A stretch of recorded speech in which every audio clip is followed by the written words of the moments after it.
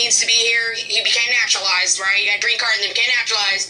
My mother she's a U.S. born citizen. She's product of slaves, 14th Amendment, all that stuff. So for me personally, like, I would be very upset if I was to go into a restaurant or a store or in some area where there's amount of immigrants and it gets raided, or I'm pulled over, or ICE approaches me and asks me to show my documentation. I'm going to be really upset because I feel like, I was born.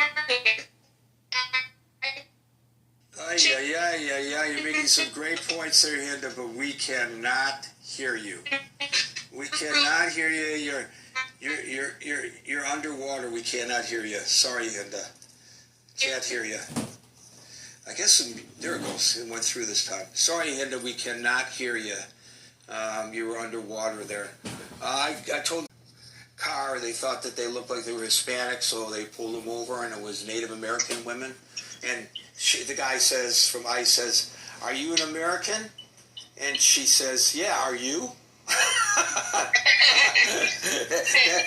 that was great, But why are you pulling a car over just because you see two old ladies driving the car who look like they may be Hispanic? Because there's a lot of Indian blood in folks from south of the border, right? So why would you do that? You had no reason to pull that car over, except you profiled that car and said, "Oh, maybe I got me one." And by the way, and then a person is required to show proof of citizenship? No, under the law, I am not required, and neither were those ladies. Thank you, Hinda. Sorry we lost you there. Can you hear me now? Yeah, Am I clear now? Yeah. Okay, yeah. I think it's very un-American. You can't tell by looking at someone whether or not they're legal, and that irritates me when people say, "Oh, they're probably illegal." You don't know by looking at someone.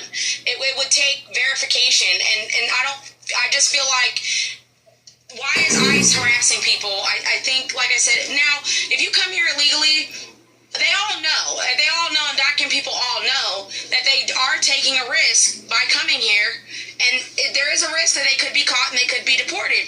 However, I don't agree with the lack of due process. I don't agree with that. And the last thing I want to say is the difference between Obama and Trump, I think it was the tactics. To me, in my opinion, from what I experienced in seeing Obama as president versus Trump, it seemed like Obama, he did it a lot more quietly and hush-hush. And then we started finding out these reports about these people that were separated at the